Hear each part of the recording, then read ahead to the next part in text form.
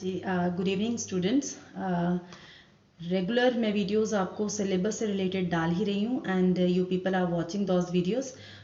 Hope कर रही हूँ कि आपको वो वीडियोस में काफ़ी सिलेबस समझ भी आ रहा होगा। टुडे आई थॉट कि I should make a video by which you can learn little bit English, है ना। तो I was thinking this thing and so I am making the video for you.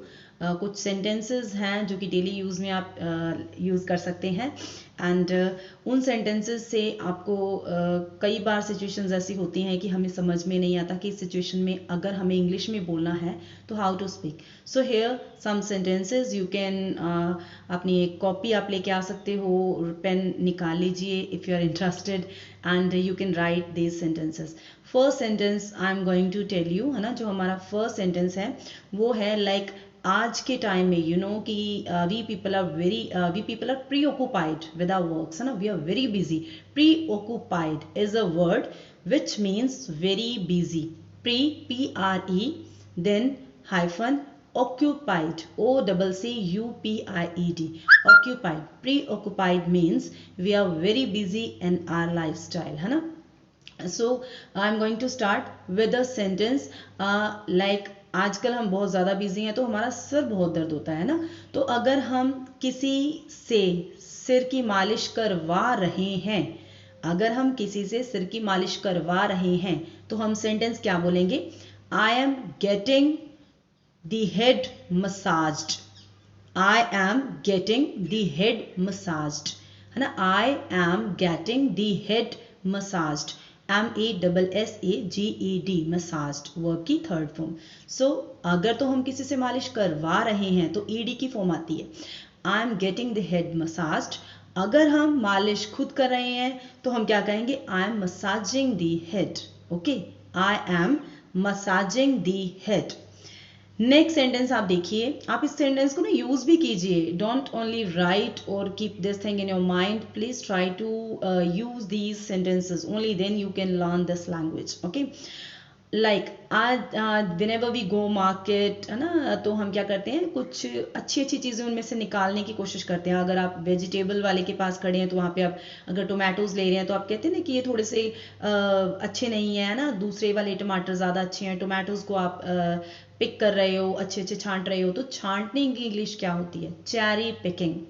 छांटने की English क्या होती है? Cherry picking. Like if I will say कि मैं क्या कर रही हूँ? अच्छे अच्छे ऑरेंजेस छांट रही हूँ, तो मैं क्या बना सकती हूँ sentence? I M cherry picking the oranges. What I am doing? I am cherry picking the oranges. Okay, got it? I am cherry picking the oranges. Cherry picking means कि मैं छांट रही हूँ। अगर तो मैं कॉन्टिन्यूस में बात कर रही हूँ तो चेरी पिकिंग आएगा। अगर मैं परफेक्ट टेंस में बात कर रही हूँ तो चेरी पिक्ड आएगा। ओके, सो लाइक अगर मैं कहूँ कि मैंने अपनी कंपटीशन के लिए अच्छे अच्छे स्टूडेंट्स चुन लिए हैं तो I will say I have cherry picked the students for the competition. I have cherry picked the students for the competition. So hope you understand cherry picking, cherry picked. Then like जब भी कपड़े धोए जाते हैं तो उसके बाद बहुत सारा काम बढ़ जाता है, हम कहते हैं कि कपड़ों को तय लगा दो, तो उसकी इंग्लिश क्या बनेगी? Please fold the clothes. What will you say? Please fold the clothes. जो कपड़े हैं उनको तय लगा दो, ठीक है। Fold the clothes.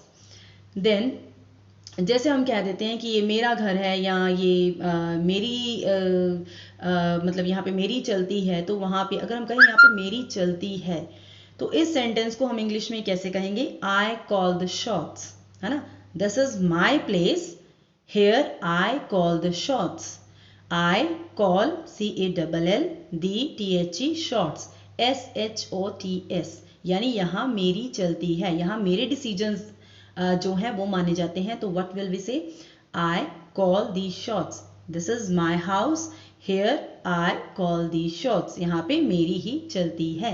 So it was easy. बार बार इसे बोलेंगे तो डेफिनेटली आपको आ जाएगा। अगर हम कहें कि जैसे लॉकडाउन पहले लगा तो नेक्स्ट टाइम अब फिर से सिचुएशन वैसे ही बनती जा रही है। इम्पोज करना, इम्पोज करना क्या होता है? थोपना, है ना। लगाना, किसी चीज को लगाना। तो अगर हम अब सिचुएशन देखें कि गवर्नमेंट दोबारा लॉकडाउन लगाने जा रही है, तो what will we say? The government is going to reimpose the lockdown, या फिर हम क्या कह सकते हैं? The government is reimposing the lockdown. Is going to भी ठीक है, देन री इम्पोज आएगा। अगर हम कहेंगे कि the government is reimposing the lockdown, तो गोइंग नहीं आएगा। Okay, in this way you can use small sentences जो कि डेली लैंग्वेज में आप डेली यूज के लिए यूज कर सकते हैं। By this you will definitely improve your English. I have made videos on some other sentences also, है ना, तो उनको आप प्लीज़ चेक करते रहिए एंड इनको प्लीज़ रेगुलर बेसिस पे आप याद करके बोलना शुरू कीजिए। ओनली देन ये जो लैंग्वेज है आपके जो ज़बान पे है तभी आएगी, अदरवाइज आपको हमेशा ही ये काम इम्पॉसिबल लगेगा और मुश्किल लगेगा कि how to speak English. Otherwise English is very easy to speak. Thank you students, thank you very much.